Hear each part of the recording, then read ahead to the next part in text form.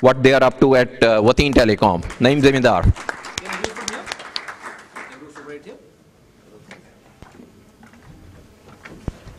Going to be 5 or 7 minutes, right? Not very long. The other presentations were great. I mean, these guys had a great experience, so it's a whole different ball game. I'm just going to focus on one thing about leadership, right? The one quality about leaders is that they can inspire people. That's one real quality that you will see in every leader. Without inspiration, right, you cannot mobilize resources. What does a leader do? He mobilizes resources, people, right, and makes things happen. Is able to inspire customers to buy his products or services, or even get votes, right? And if you look at all great leaders, right, they're able to inspire. And where does the inspiration come from? Inspiration doesn't come by selling ideas. You can't be fake about it. It has to be coming from a place of authenticity.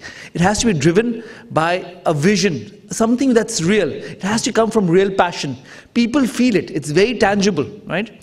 When you go to raise money, I used to be a venture capitalist before this, right? I used to live in the Silicon Valley and I used to do venture capital. In venture capital, basically, you look at entrepreneurs and the ideas and you select them and fund them and help them grow and succeed. And one quality, right, you'd notice, you know, every single day we'd see at least five different people come with great ideas, right? They'll come, make presentations. But the ones you'd bet on, ones you'd really put your money on, were the ones that inspired you, that gave you this, you know, made you feel that these guys are going to do something amazing. They had passion, excitement, right? Without that, really, you would not put your money on the table. You want to invest in people who can inspire you. And same with employees, right? When you see great companies, they're able to attract great people around them. And that can only happen if they can inspire people. I was part of one of the most successful stories in Pakistan, that's Mobilink, right? And when we started Mobilink in Pakistan, I was one of the first few employees. I was employee number 16. We started from Lahore in 1993, long time back. And even then, you know, when it was Motorola which owned it at that time, right?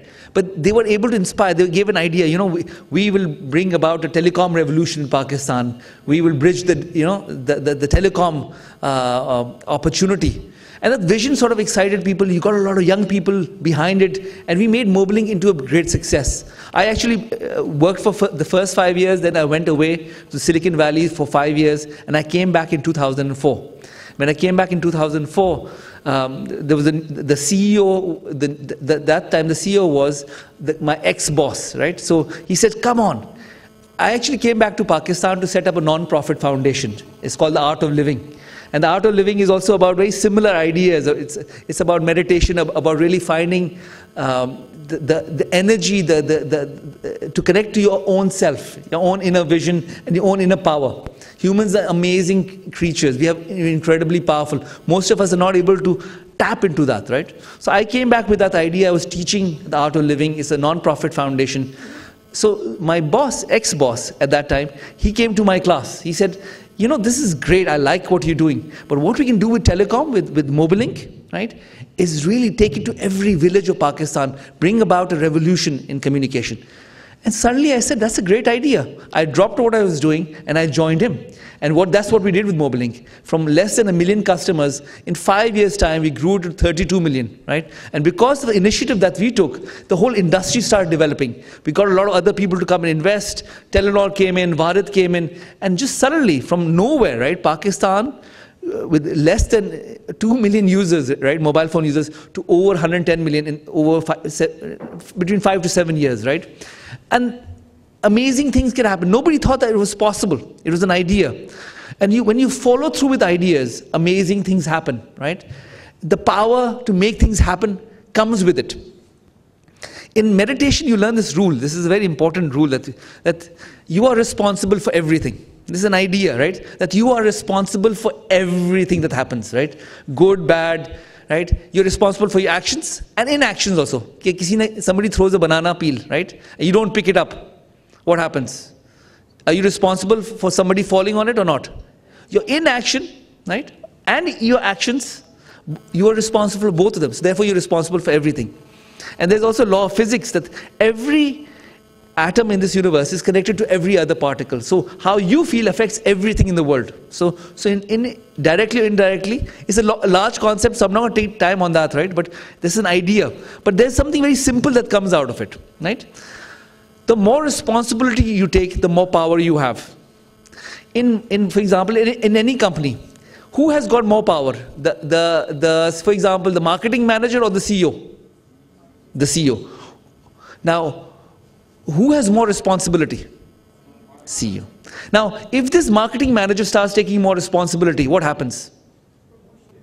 Sooner or later, he'll become the CEO. Maybe not in the same company. Maybe he'll have to go somewhere else. But sooner or later, he will become the CEO, right? And you notice, as a CEO, I'm always looking for people who can take responsibility, who can take charge, who can make things happen. And those are the ones you want to promote all the time. And that's really the defining factor. People who can take responsibility. The more responsibility you take, the more power you have. It's just a law of nature. People who inspires me, even though I'm apolitical, but one of the people who inspires me and has inspired me is Imran Khan. I mean, that's one thing about him, right? When he believes in an idea, he sticks with it and he follows through, right? And somehow the power comes to him to make things happen. Now, in my life, I've been an entrepreneur twice. And both times the ideas were great, right? One of them actually became into one of the largest companies of Pakistan. Many, many years ago, I worked on a project to automate the clearing houses, right? That company, which later, and my partner continued with it, and it became something called NIFT, National Institutional Facilitation Technologies, which is the national clearing house, right? And it's and only problem was, both times, right? I didn't stick with it for long enough to make it happen. That means my conviction wasn't strong enough. I didn't fully believe in it, right? And I gave up and I took an easier path. I got into the trap of listening to other people. My parents, for example, that time, I just returned from America many years ago. And, they felt that, what are you doing? Get a good job, you'll be okay. I had an offer from Citibank at that time. I said, you've got such a great job offer. Why do you want to go do this, right? And I listened too much to other people. I did not follow my own conviction. But it takes years to understand that, right? For me, in my journey, I'm 44 years old. But one thing I've come to learn, and from my journey and my friends' journeys, right, is that the people who follow through with the inner vision, no matter what, are the ones who do amazing things, right?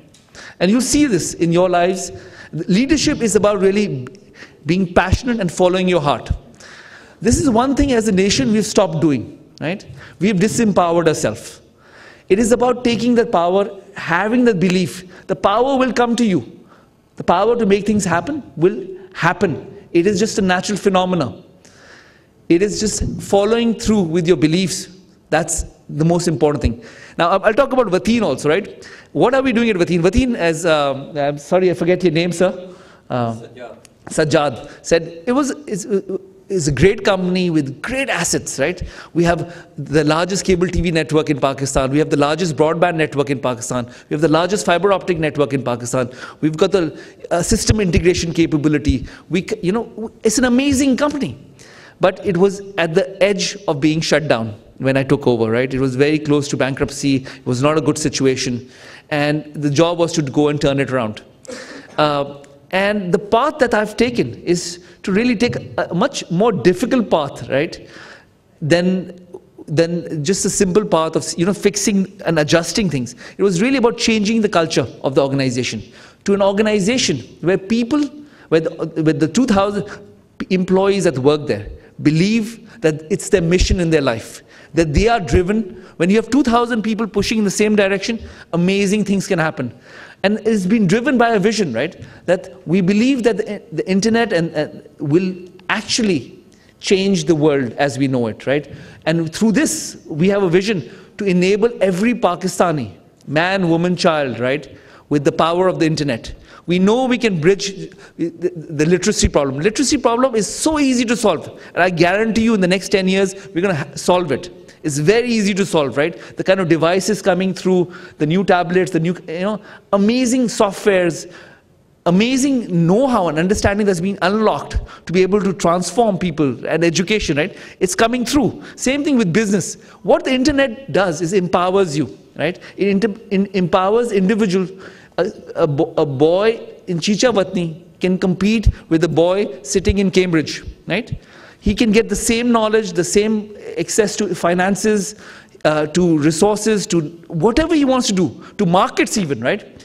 From wherever he is. And there's a revolution in the making. We haven't seen what's about to come. Our lives are going to change radically over the next 10 years. Radically. This country is going to frog leap. And we want to be a part of that story. We want to enable that. And that's our vision. And that vision is inspiring all the employees, right? So it takes a long time. It's not easy to bring about that kind of transformation. And we're doing it through a tool, right? We have something called the OPA. Every employee has an OPA. What does the OPA stand for? Every employee has clear outcomes, right? What are your outcomes? What are the outcomes that you want? And your purpose. Why do you want to achieve it? Not why because the department wants it. Why do you want to achieve that outcome, right? That person has to be clear about that. And then the actions, A for actions, right? Without clear outcomes and a clear purpose, nothing is going to happen. The list of actions will never be acted upon. Building that kind of culture takes time and effort. So with that note, right, I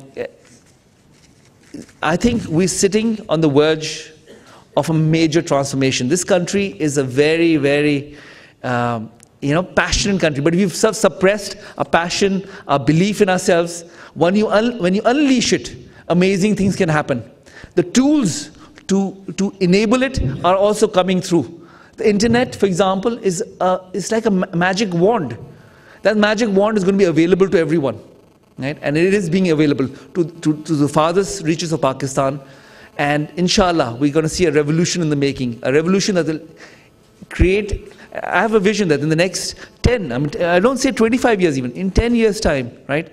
We can have a country that's prosperous, that's at peace with themselves, it has deep understanding, and this energy can be unleashed for very positive change, right? So with that note, I'm going to just leave for the question and answer session, so that's when we'll address more.